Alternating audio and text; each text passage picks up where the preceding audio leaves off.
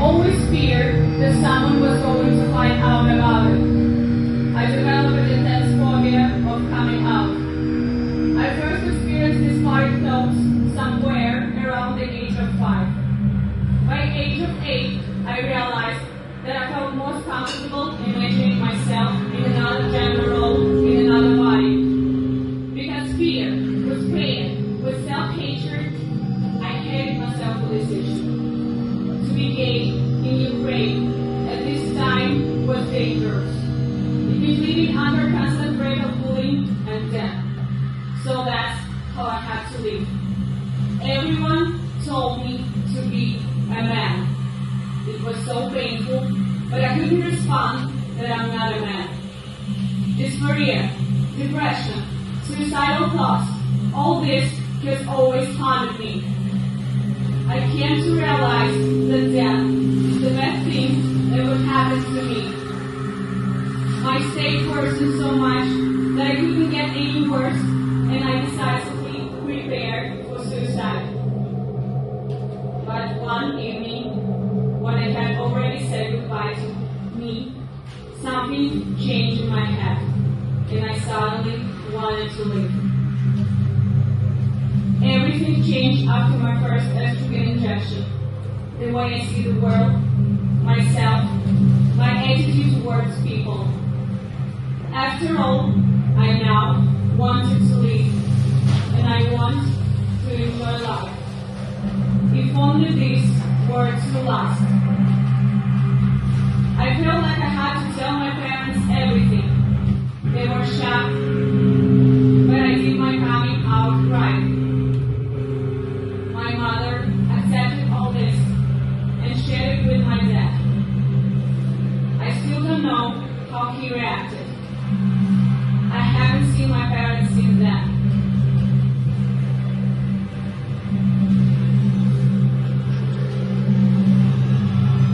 Well, just as I started to feel like my life was on track, the war broke out. That's when I realized that all my hopes and dreams were shattered once again. The war took it all away. It became clear to me that I had to flee Ukraine. I could not entertain the possibility of death at war because I've only just begun to live. There was still so much that I wanted to do. I decided to cross the border illegally. When I arrived at the transit road, I realized I had to run. I urged my driver to stop the car, even though it was forbidden to stop on this highway, and I get out. Then, impulsively, my legs acted on their own. I was very scared. I crossed the swampy area, raced even more, and in a few minutes get onto a road with people that had already crossed the border. No one even noticed me. And so I stood there, all wet, with a small bag on this highway with women and children. I'm transgender, and my problems haven't gone away. I still have dysphoria, but now I'm safe, and I have hope. Everyone told me to be a man, but I couldn't respond to my voice like a man. I couldn't respond like a man. Everyone told me to be a man, but I couldn't respond like I was a man.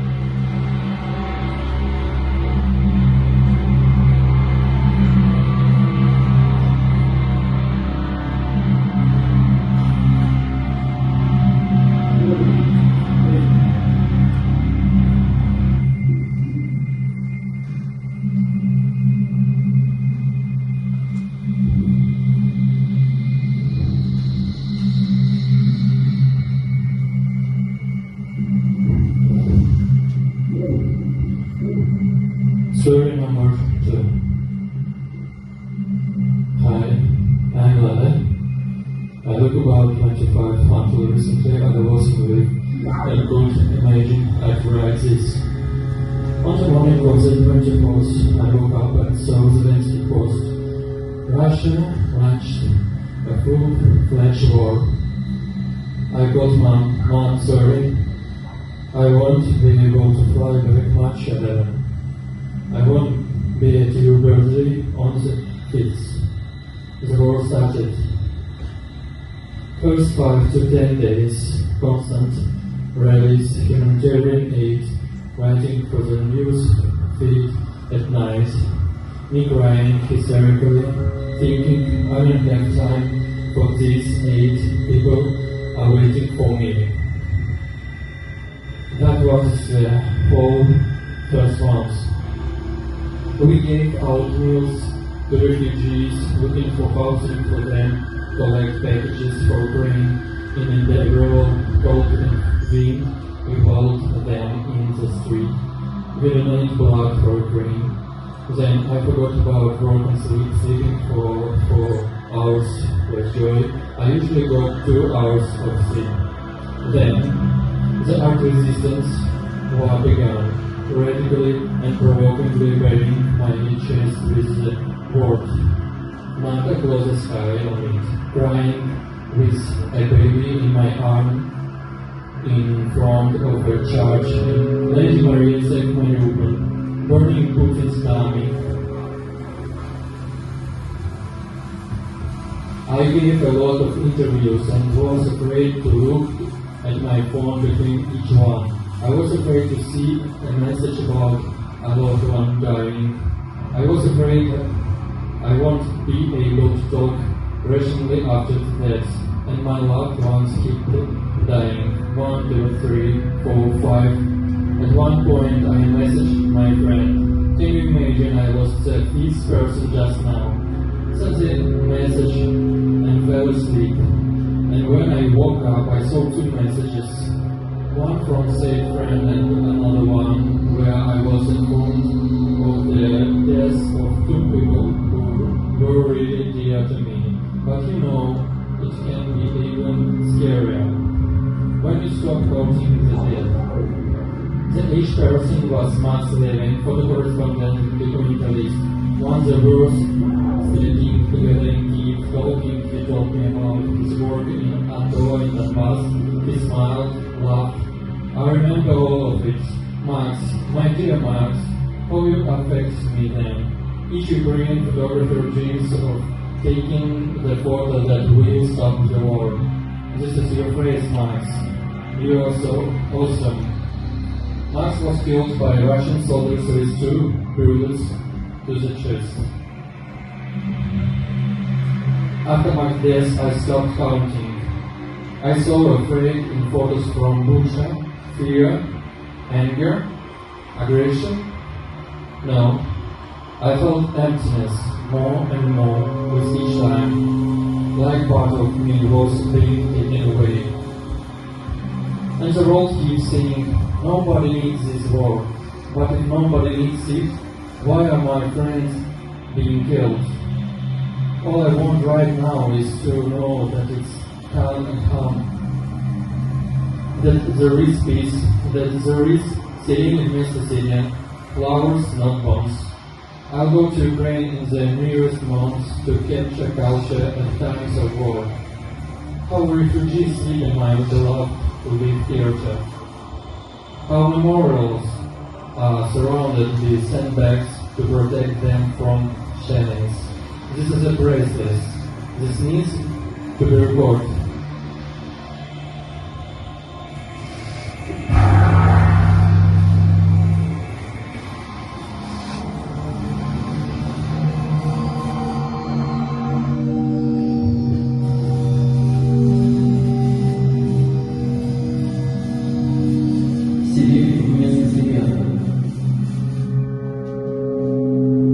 Макс был убит российскими солдатами, 2 пулями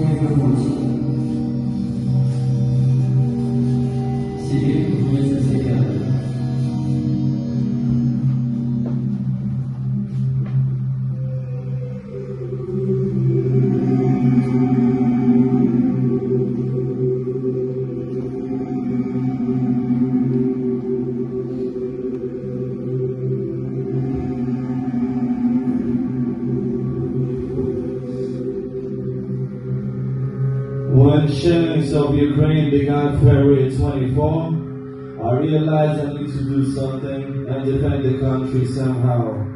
I asked some people I know who were part of the Territorial Defense Force to join them. It turned out that I ended up in a volunteer battalion. I got a weapon, a helmet, and a bulletproof vest. Then we went on a mission, Northwest Kiev suburb. Our division was there since March 1, but by March 4 we were first to leave the location. The shelling of the Gostomel airport happened the day before and the enemy kept coming at us with everything they've got. There were hard shellings from artillery, tanks and planes. I was a bus driver and evacuated people. I drove one group out and came back for another one, and while I was waiting for them, a shell came our way, and I was injured. Recovering now, medic says I will walk, slowly but steadily restoring. War is always bad, death, tears, and fear. I think there is no point in war. Any war ends in negotiations and a peace treaty. And meanwhile, people die, children die, and there's no bringing them back.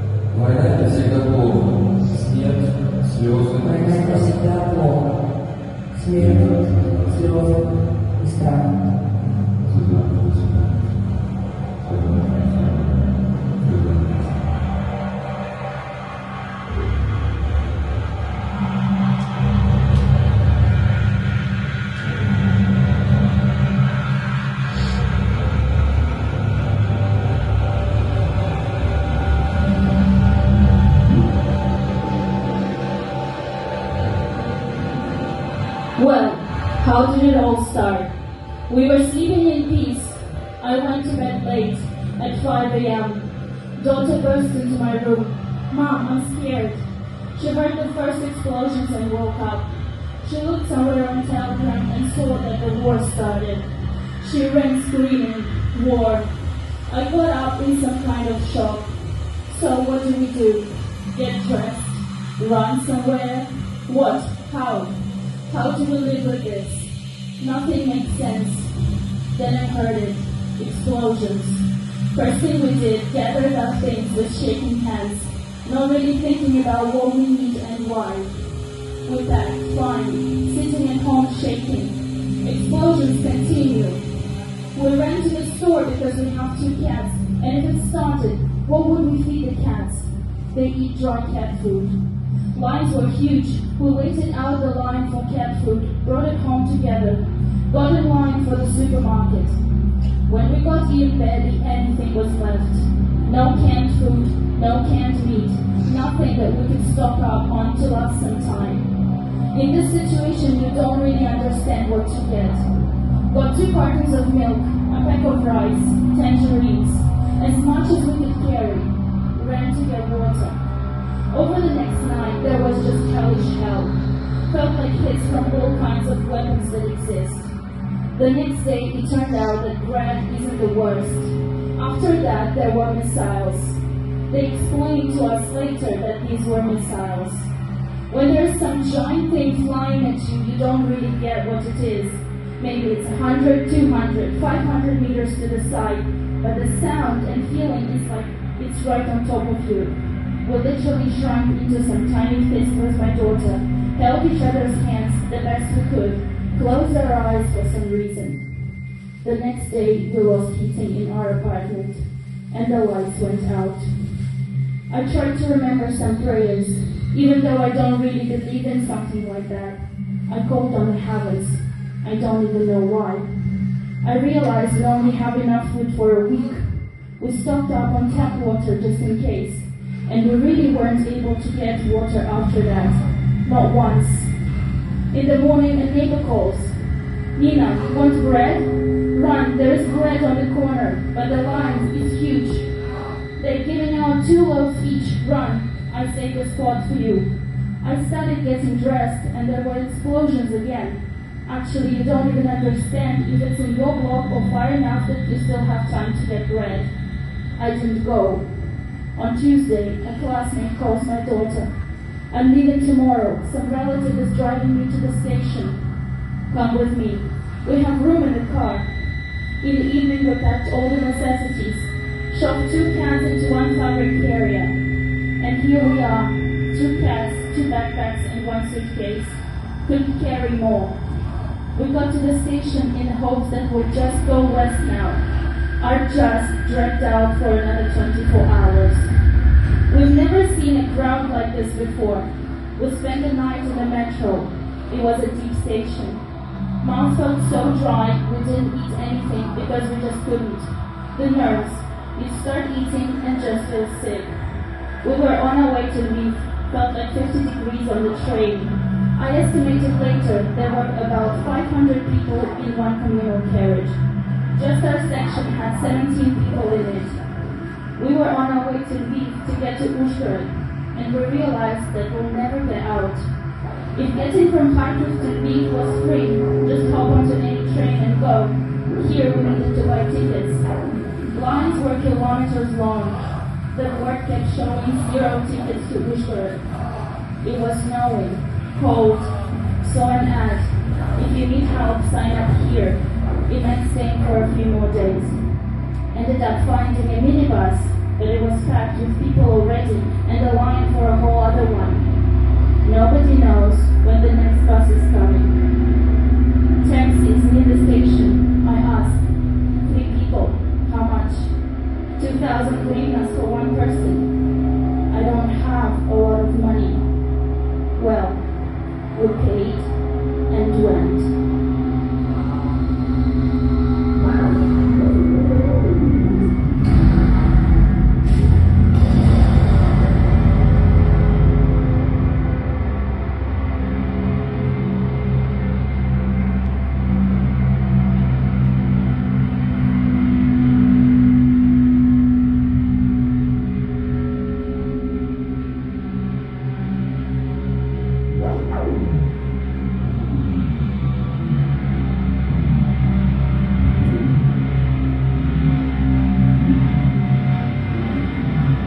If you ask me, how are you? I'll answer, I'm okay. But I'm not. Now I will tell you why. Hello world, it's me, Andy. I'm Ukrainian. And this is the reason why I could be tortured and raped to death. Look at me. Look in my eyes. Can you feel this pain? About 300 years Russia has been killing us. They prohibited the Ukrainian culture, language and church.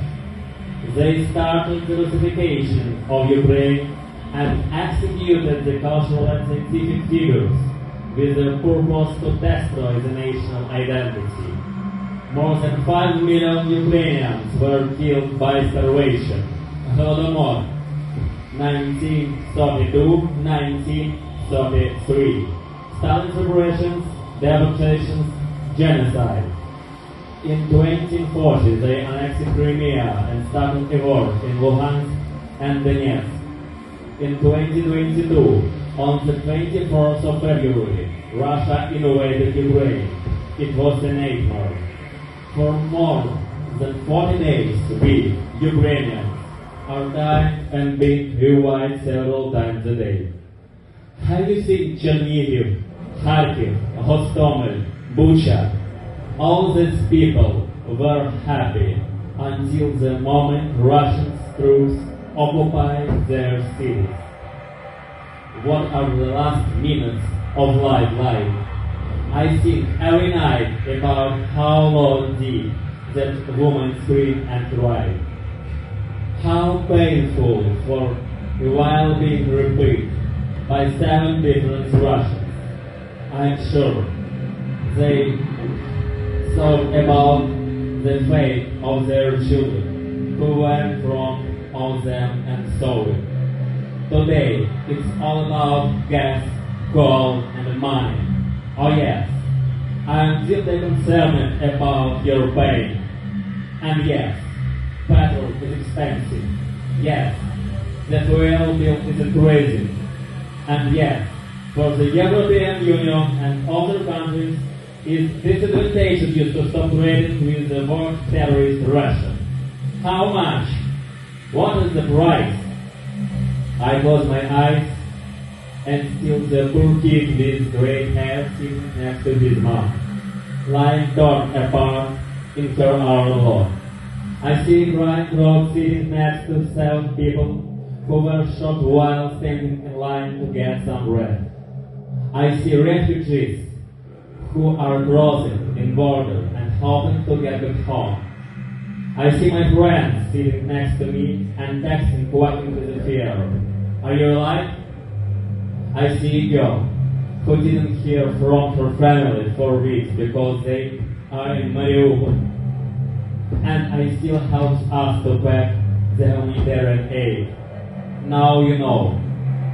Look at me. Look in my eyes. Can you feel it?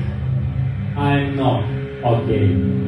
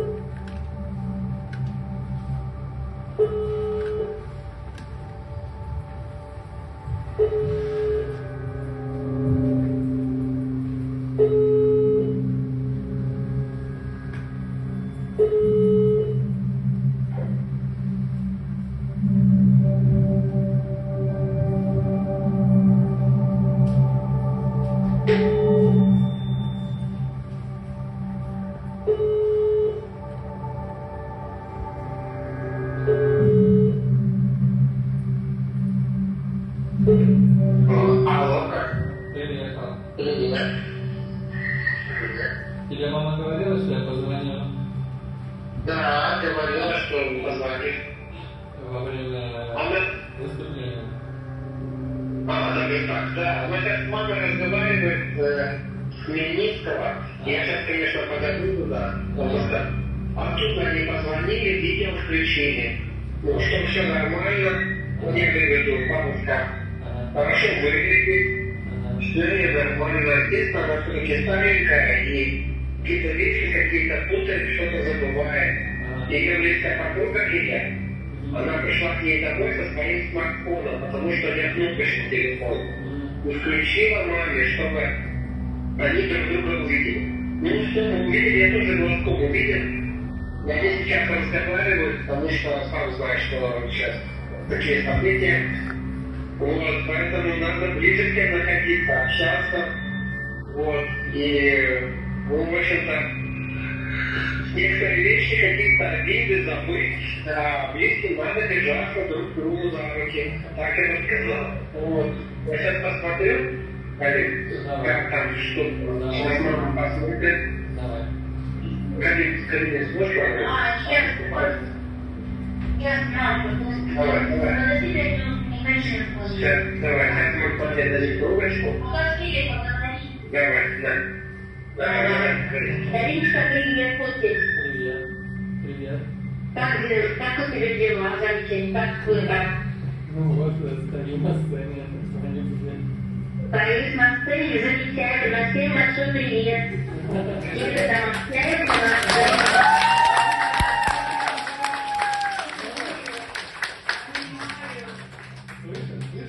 все было хорошо, было мирное небо, чтобы все жили в дружбе, любви, взаимопонимании. Молодцы, всех люблю. Я тоже. Да? Да. Ну, замечательно. Давай, слушайте. Как Ну, папа? Наталья замечательная. Папочка тоже папочка есть, у нас все вместе мы Нет, бабушка. работаем. Бабушка. Бабушка нормально отдыхает. На пенсии бабушка уже хочет как-то поработать немножко, но ей уже 76 лет, как-то вот с работы не очень получается, уже год отдыхает. Так что все нормально. Ты сейчас с ней на связи или как? Да, я сейчас с ним разговариваю. Ну, бабушке привет передавай. Хорошо, всем привет. И вам всем большой привет. Хорошо, да. Ну, Давайте. давай. Пока-пока. Пока. Целую. Пока. Люблю. Пока-пока. Пока. Все, с бабушкой пошла разговаривать. Давай. Пока. Давай, пока.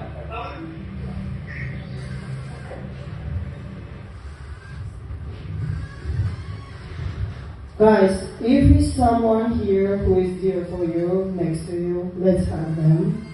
And if it's someone you like in the room, just go there with him and hug as long as you can, so deeply. Thank you.